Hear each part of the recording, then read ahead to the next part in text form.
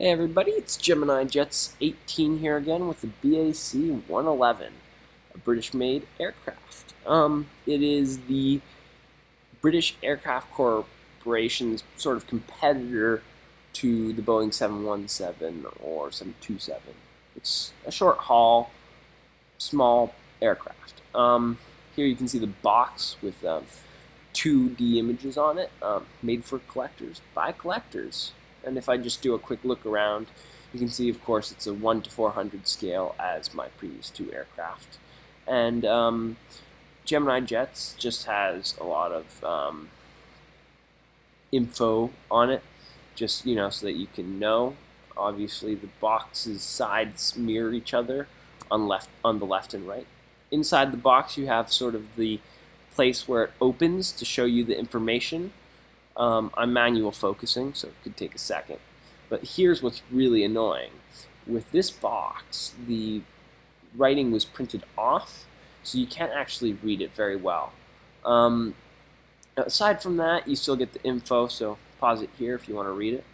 And this is sort of like the specifications for the aircraft, things that the manufacturer would have done in real life. This is not for the actual model. On the back, there's some info about GeminiJets, another 2D image, and it also shows the year the model was made there, where it was designed, I think, and it was made in China, actually. You can see the 3 undercarriages there, and you can see it's a very tiny aircraft from my hands there. It's also a rear-engined, 2-engined jet aircraft of the Mohawk Airways livery. On the bottom there, you can see the cargo doors, the air stairs at the very back, the undercarriages, and GeminiJets. On the horizontal stabilizer, you have Mohawk printed there because it is a Mohawk Airlines aircraft. It's got a gray underbelly for the livery, and the wings, well, this is what I'm not sure of. I've seen this on a couple planes. There is a sort of splitter of some sort, and I'm not sure what that's for. The cargo doors again, Mohawk Airlines, and here's sort of a head-on view of the aircraft, and I'll zoom from front to back, or sorry, I'll focus from front to back to show you sort of that. Yeah, it's pretty neat little aircraft. So as you can see, I like it. And that's pretty much the opinion I have of it. It's a nice aircraft, small, but very detailed. I'm going to talk a bit about the history. So if you want to leave now before I start talking about the history of the plane and its general usage in real life, then go ahead. I'd like to direct you to a Minecraft channel of mine. I'll put the link in the description. And it's where I'm going to be modeling aircrafts, like the 737 and stuff like that in Minecraft. So if you like that sort of thing, go ahead and click on the link in the description, and I'll talk more about the BAC 111, which was actually originally a Hawker aircraft. The BAC 111 was meant to be a competitor in the short-haul jetliner market. It was one of the first. I believe at this point the McDonnell Douglas had been announced, and so it was going to be a rival for that. It actually was put into production first before the DC-9, which eventually became the 717, as I said earlier.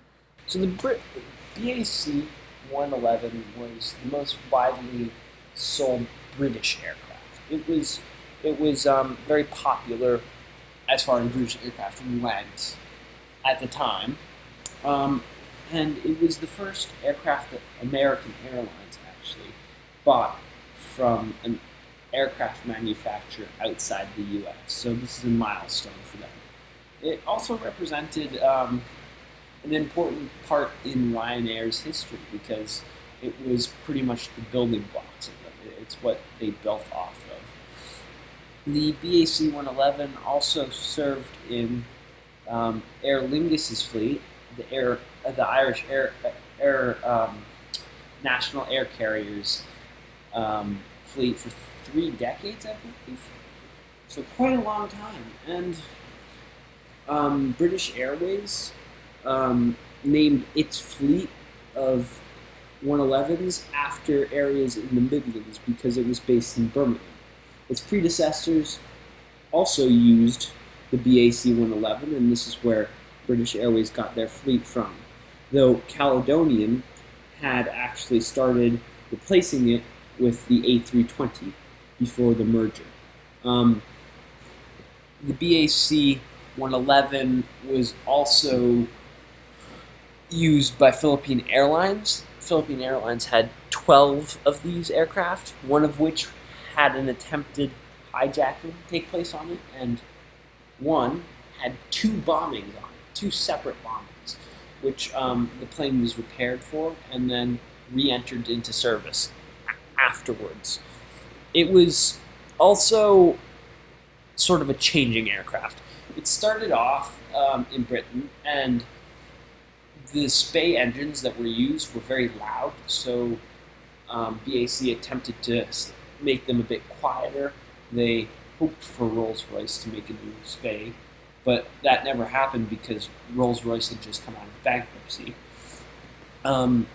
Rolls-Royce also set back the design of a bigger one to compete better with the Douglas DC-9 because they never produced an engine with more power. The DC-9 and 727 had interchangeable engines, which led Trans-Australian Airlines to choose them over this. So it had a troubled but very rich past. The aircraft was also operated by less developed countries because production was transferred over to Romania under the name of Rombach. After a while, it had slow sales in England for a very long time before they transferred it over to Romania. And the Romanian ones became very popular. And in Nigeria, it was there was a major operator until 2002 when it was grounded because of a crash.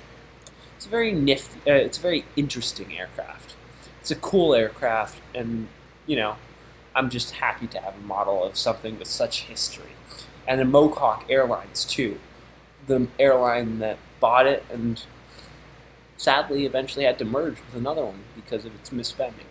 But I thought it's a cool airline, and I'm really happy. It was a great gift from a friend of mine.